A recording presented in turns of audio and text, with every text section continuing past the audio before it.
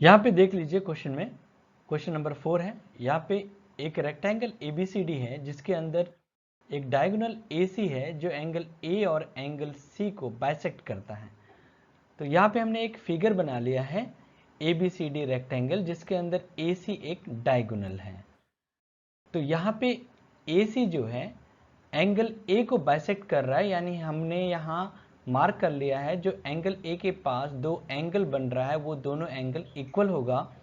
उसी तरह angle C को भी बाइसेक्ट कर रहा है, यानी एंगल C का ये दोनों एंगल भी इक्वल होगा। हमें पहले में शो करना है कि ABCD यानी ये जो रेक्टेंगल है वो स्क्वायर है, ये हमें शो करना है। सेकंड में हमें शो करना है कि यहाँ पे B और D को ज्वाइन करने से हमें जो डायगोनल मिल रहा है वो डायगोनल जो है एंगल B को बाइसेक्ट कर रहा है, यानी ये दो एंगल हमें इक्वल शो करना पड़ेगा। उसी तरह एंगल D को भी बाइसेक्ट कर रहा है, यानी ये दो एंगल हमें इक्वल शो करना होगा। तो पहला क्वेश्चन ले लेते हैं। ABCD हमें शो करना है कि ये स्क्वायर है। तो यहाँ पे रेक्टेंगल में आप देख सकते हैं यहाँ पे गिवन है डायगोनल AC जो है एंगल A और एंगल C को बाइसेक्ट करता है।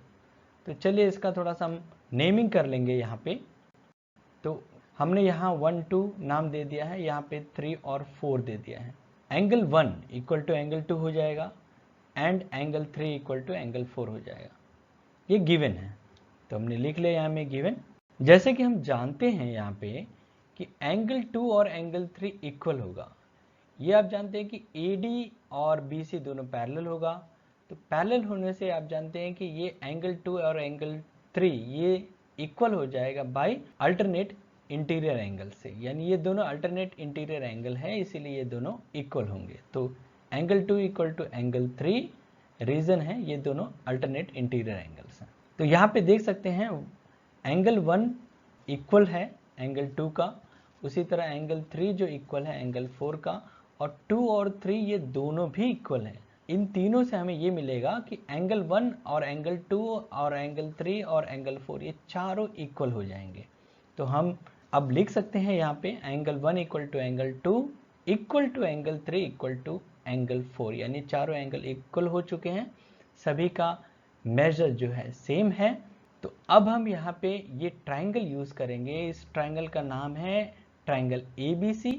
इसके अंदर एंगल 1 और एंगल 3 दोनों इक्वल है। तो हम जानते हैं किसी भी ट्राइंगल में दो एंगल इक्वल होते हैं तो उसके अपोजिट साइड यानी AB यहाँ पे इक्वल हो जाएगा BC का।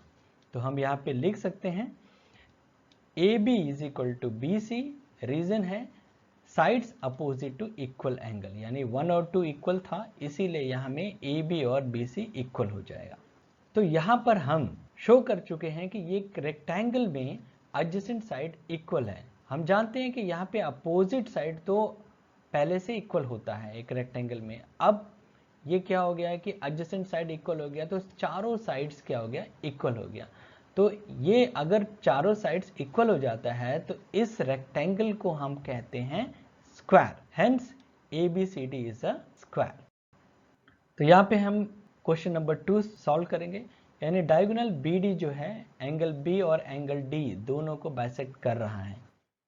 तो यहाँ पे हमने एक फिगर बना लिया है, ये BD डायगोनल है और यहाँ पे जो चार एंगल बन रहा है उनका नाम भी हमने लिख लिया है, एंगल 5, एंगल 6, एंगल 7 और एंगल 8। तो पहले हम ये ट्राइंगल लेंगे, ट्राइंगल BCD। तो चलिए हम इसका नाम लिख लेते हैं यहाँ में। इसके अंदर जैसे कि यहाँ में देख सकते हैं यहाँ में ब्लिंक कर रहा है ये दोनों, तो ये दोनों साइड इक्वल होगा क्योंकि ये स्क्वायर है। एक्चुअली में हम प्रूव कर चुके हैं कि ABCD एक स्क्वायर है, तो स्क्वायर का एडजेसेंट साइड इक्वल होता है, तो हमने लिख लिया यहाँ पे। तो ये एक ट्राइंगल में दो साइड इक्वल होता है तो हम जानते हैं कि इनका अपोजिट एंगल भी इक्वल हो जाएगा। तो हम यहाँ पे लिखेंगे angle 6 equal to angle 8। Reason है इसका कि angles opposite equal sides are equal. उसी तरह हम ये ट्राइंगल आप लेंगे, इसी प्रकार हम ट्राइंगल ABD लेंगे। तो हम लिख लेते हैं यहाँ में ट्राइंगल ABD। इसके अंदर AB इक्वल टू AD है, adjacent side of a square, so इसका अपोजिट एंगल भी इक्वल हो जाएगा। तो हम लिख सकते हैं यहाँ पे एंगल 5 इक्वल टू एंगल 7।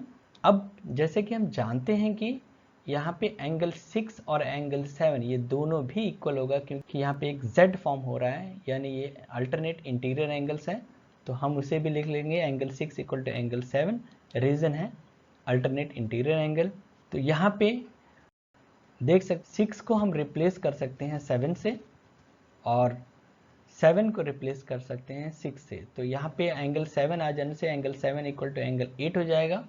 यहाँ पे देख सकते हैं, यहाँ पे हम एंगल 6 यूज़ कर लेंगे, एंगल 5 इक्वल टू एंगल 6, 7 और 6 दोनों इक्वल है तो एंगल 5 इक्वल टू एंगल 6 हो जाएगा। उसी तरह यहाँ पे एंगल 6 की प्लेस पे एंगल 7 लिख लेंगे तो एंगल 7 और एंगल 8 ये दोनों भी इक्वल हो जाएगा। यानी हम शो कर चुके हैं कि एंगल 5 और एंगल 6 इक्वल है, एंगल 7 और एंगल 8 भी इक्वल है। इसका मीनिंग ये हुआ कि ये जो डायगोनल BD है वो एंगल B और एंगल D ये दोनों को बाइसेक्ट कर रहा है। Hence, diagonal BD bisects angle B as well as angle D.